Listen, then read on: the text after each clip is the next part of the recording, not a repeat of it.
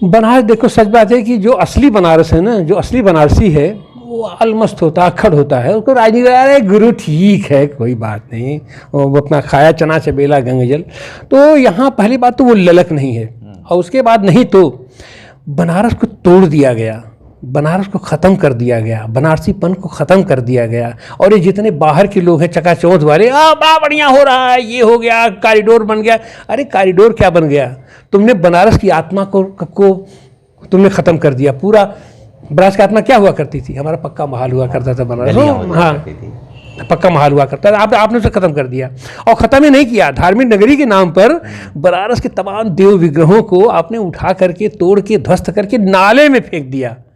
80 नाले में भी इन्होंने फेंक दिया। और सभी देवता देवी देखा जाता है कि थाने में भी है। हाँ, मौसम भी बदल रहा है और होली का मिजाज भी शुरू हो चुका है, लेकिन राजनीतिक सियासत भी तेज होता जा रहा है। और खासकर हम बात करेंगे यूपी को लेकर। यूपी में जिस तरीके से लगातार घमासान मचता जा रहा है और हर पार्टी कमर कस चुकी है, लेकिन हम विशेष तौर पे यूपी की ही बात करेंगे। और हमारे साथ हैं समाजवादी पार्टी के नेता आनंद प्रकाश तिवारी। ये बताइए कि जिस तरीके से यूपी में जो घमासान मचने जा रहा है, और लगभग समाजवादी पार्टी ने बहुत सारे सीटों पे टिकट भी कंफर्म कर दिए हैं। अभी बीजेपी अभी सोच बूझ रही है और कांग्रेस अभी अधर में चल रही है। आप इसको किस नज़र से देखते हैं, क्योंकि जिस तरीके से देखा जा रहा है कि भारतीय जनता पार्टी के सामने कोई टिकने को तैयार नहीं है, आपकी पार्टी किस तरीके से इससे सामना कर पाएगी? देखिए, पहली बात तो ये है कि भारतीय जनता पार्टी के सामने कोई टिकने को तैयार नहीं है, ये तो आपका वर्जन गलत है। ये लंपट पूंजीवादी लोग हैं, कारपोरेट पूंजीवाद परस्त लोग हैं, ये उनका प्रतिनिधित्व करते हैं। और दुनिया के पैमाने पर समाजवाद एक कट्टर अस्थाई स्तंभ है जो कि पूंजीवाद के खिलाफ, और पूंजीवाद के जितने भी रूप हैं उन रूपों के खिलाफ समाजवाद भी अपने अपने रूपों में अपना जगह, अपना स्टैंड देता है। और उत्तर प्रदेश तो इसलिए है कि उत्तर प्रदेश सबसे बड़ा प्रदेश है और हर दृष्टि से सबसे बड़ा प्रदेश है, और हर दृष्टि से सबसे समृद्ध प्रदेश है, और राजनीतिक दृष्टि से तो बहुत ही अपना समृद्ध प्रदेश है। क्योंकि देश में प्रधानमंत्री देने के लिए भी अगर किसी बाहरी को भी आना होता है तो उत्तर प्रदेश की इसके शरण में आना पड़ता है। और उत्तर प्रदेश क्या, बनारस के शरण में आना पड़ता है। अब तो हम ये कहेंगे बनारस शरण में आना पड़ता है। यानी सीधे आपका टारगेट मोदी पे क्यों एकदम हो गया? नहीं, मोदी नहीं, कोई भी हो, बनारस भगवान शिव की नगरी है। भगवान शिव का आशीर्वाद प्राप्त किए बिना कहीं कोई कुछ हो ही नहीं सकता है। तब अपना तुप तमंचा। और भगवान शिव का मतलब क्या होता है?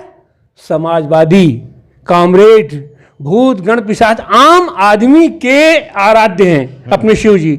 और उसका प्रतिनिधित्व कौन करता है? तो समाजवाद करता है, समाजवादी दर्शन करता है। समाजवाद मतलब उत्तर प्रदेश में अगर सीधे सीधे कहा जाए तो समाजवादी पार्टी है जिसका प्रतिनिधित्व करती। कम्युनिस्ट पार्टियां भी हैं और खास करके कम्युनिस्ट पार्टी भी उसका, लेकिन आज की तारीख में कम्युनिस्ट पार्टियां थोड़ा हाशिए पे चली गई हैं, कमज़ोर हो गई हैं। नहीं, कमज़ोर तो नहीं है। हम तो बहुत सारे कम्युनिस्टों से बात किए हैं और बहुत सारे उनके पास तर्क भी रहता है। अगर सवाल करे तो उस सवाल का जो जवाब होता है बहुत शालीनता से लोग भी देते हैं। और इस समय भी ये भी देखा जाता है कि बहुत युवा भी खासकर जुड़ रहे हैं, लेकिन जिस पैमाने पे जुड़ना चाहिए, लेकिन वो बात की बात है। लेकिन ये बताइए कि बनारस के क्या हाल रहेंगे, जिस तरीके से खासकर हाई प्रोफाइल सीट है बनारस लोकसभा सीट। बनारस देखिए, बनारस तो धरती सही माने में समाजवादियों की धरती है। समाजवादियों ही नहीं, समाजवाद की विभिन्न रूपों की धरती है। बनारस कम्युनिस्टों की धरती है। कम्युनिस्ट पार्टी से उत्तर प्रदेश भर का, मैं ये अपना पूरा पूर्वांचल तो केरल कहा जाता था किसी समय में।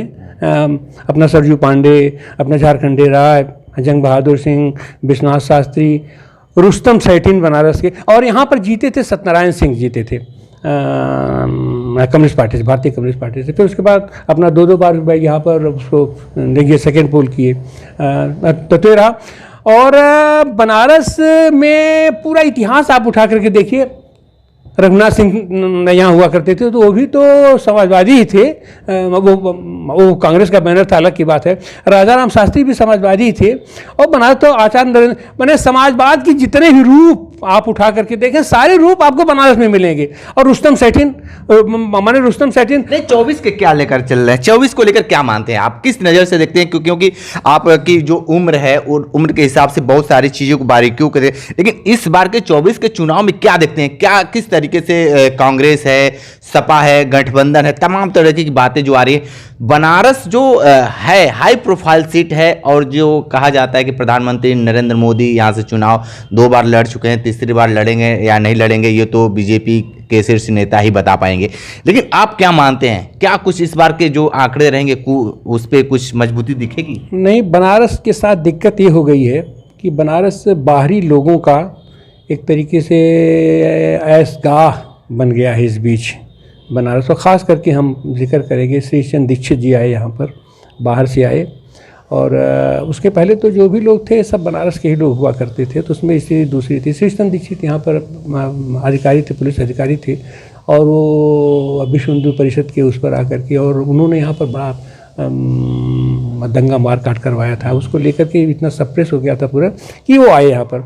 और उसके बाद से फिर यहाँ प्रवासियों का यहाँ पूरा ऐशगाह हो गया।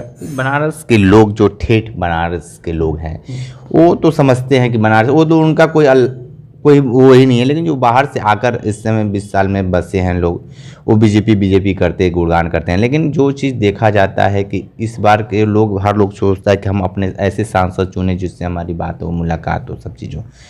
इस तरीके से बनारस की जनता के अंदर क्यों नहीं विचार आ पा रहा है?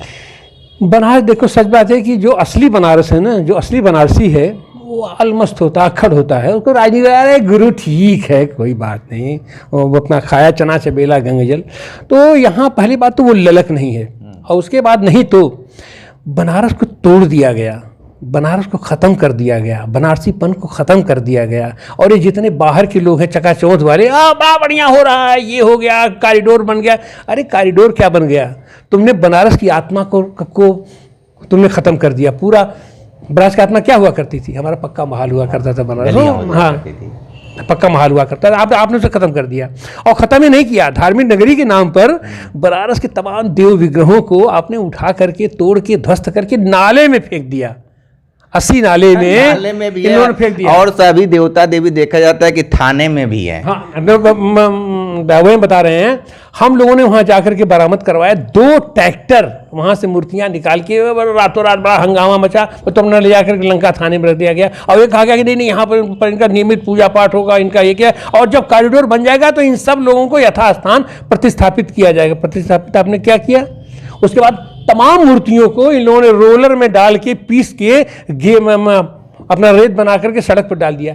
कौन सी धार्मिक नगरी तुम बना रहे हो? और आज की तारीख में बाबा विश्वनाथ क्या है भाई? गरीबों का, गुरुओं का, आदमियों का, सबका, हमारे बनारसियों का सही प्रतिनिधित्व करता। आदमी जाता था एक गमछा नीचे एक गमछा ऊपर के, रोज अपना जाता मस्जिद दर्शन। अब वहाँ दर्शन के लिए आप जानते हैं 300-350 रुपये का टिकट लगता है, जो परमानेंट लोग जाते हैं वो भी, और उनको भी ऐसे ढोकरवा पर गट्टा फेंक के भगा दिया जाता है। वहाँ अगर कोई गुजराती दर्शनार्थी कोई आम आदमी भी आके गुजराती, तो VIP बन करके अंदर बैठ करके फोटो, अभी कल वायरल हुई है, माने राहुल गांधी को वहाँ उनकी फोटो बाहर नहीं जा सकती है, लेकिन वो तमाम गुजराती लोग वहाँ बैठ करके अंदर करके पूरा ऐशगाह बना दिए, और पूरे बनारस को ऐशगाह बना दिया गया है। अब काशी हिंदू विश्वविद्यालय क्या है?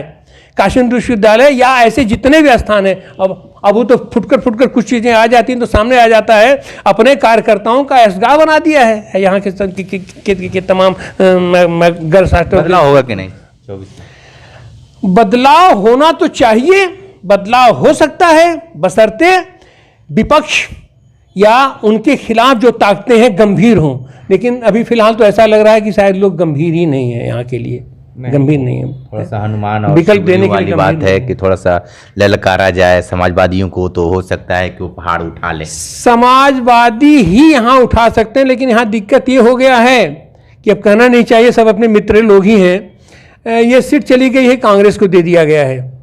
और जिस तरीके से इंडिया गठबंधन में भी हम तो बार बार कहते हैं कि इंडिया गठबंधन मतलब खाली कांग्रेस और समाजवादी पार्टी नहीं है। इंडिया गठबंधन में मार्क्सवादी कम्युनिस्ट पार्टी है, भारतीय कम्युनिस्ट पार्टी है, फॉरवर्ड ब्लॉक है, और तमाम पार्टी, और बनारस में तो सबका, माने TMC भी अपना दावा कर रही है, वही बनारस को फोकस कर रही है कि भाई हमको भी एक सीट आप दीजिए। तो ऐसी हालत में पहले तो ये जो इंडिया गठबंधन है, इन सारे लोगों को एक साथ बैठ करके बात करना चाहिए, जिसकी प्रक्रिया आज तक शुरू नहीं हुई है। तो और वो होने के बाद, और ये बनारस की सीट तो एक तरीके से कांग्रेस को दे दिया गया है, कांग्रेस की जिम्मे है। अब उसके पीछे कारण ये रहा है कि यहाँ से भाई समाजवादी पार्टी, अभी वहाँ मीटिंग हुई थी लखनऊ में, तो हमसे पूछा गया, तो हम कहे भाई ये युवा की समाजवादी पार्टी तो वहाँ आज तक जीती नहीं है, वो तो है जी, तो कांग्रेस वहाँ जीतती उतनी है तो उसको दे दिया। हम कहे नहीं, समाजवादी पार्टी नहीं जीती है, लेकिन वहां समाजवादी ही जीते हैं और समाजवादी ही वहां लड़ सकता है। तो उन्होंने कहा हाँ ये बात तो ठीक है। फिर मैंने उनको इतिहास भूगोल समझाया कि यहाँ जो भी लोग हैं कांग्रेस के बैनर पर भी रहे हो, लेकिन वो समाजवादी, अब हम ये जैसे इस बीच नहीं, ये राजेश मिश्रा जीते थे फुट करा करके, तो राजेश मिश्रा भी क्या हैं, ओरिजिन तो समाजवादी है। आनंद तिवारी उनको लड़ाया है अपने बैनर से, अपने मोर्चे से, ऑल इंडिया स्टूडेंट फेडरेशन के सहयोग से लड़े थे। और हम सारे लोग यहाँ पर जब भी हुआ है, जब भी सारे समाजवादी इकट्ठा होकर के दम लगाए हैं, तो यहाँ पर अच्छा, इस पर दम लगाएंगे नहीं, हाँ या नहीं में बस जवाब दे दीजिए। अब हाँ नहीं में देखो, अब ये तो चला गया है, कांग्रेस की जिम्मे है, कांग्रेस नहीं, कांग्रेस की जिम्मे गया चाहे नहीं, अगर कांग्रेस के जिम्मे गया है बनारस लोकसभा सीट, तो आप दम लगाएंगे कि नहीं? दम तो हम लगाएंगे, लेकिन दम हमसे लगवाने दिया जाएगा तब ना। बिल्कुल बिल्कुल। देखिए कि इंडिया गठबंधन के तहत जिस तरीके से हाई प्रोफाइल सीट बनारस को कांग्रेस के खाते में दिया गया है, देखना दिलचस्प होगा कि आने वाले समय में कांग्रेस किसको प्रत्याशी घोषित करती है। सबकी निगाहें हाई प्रोफाइल सीट पर है कि बनारस से किसको उम्मीदवार कांग्रेस देती है। अभी कोई स्पष्ट नहीं हो पाया है कि कांग्रेस और बीजेपी और भी कोई भी पार्टियां अभी स्पष्ट रूप से, बनारस के जो सीट है लोकसभा सीट, कोई भी स्पष्ट नहीं है कि कौन यहां से चुनाव लड़ेगा। विशेष रिपोर्ट कर रहे थे तो हमारे साथ बने रहिए। कांडी बनारसी के साथ हमें दीजिए इजाजत, नमस्कार।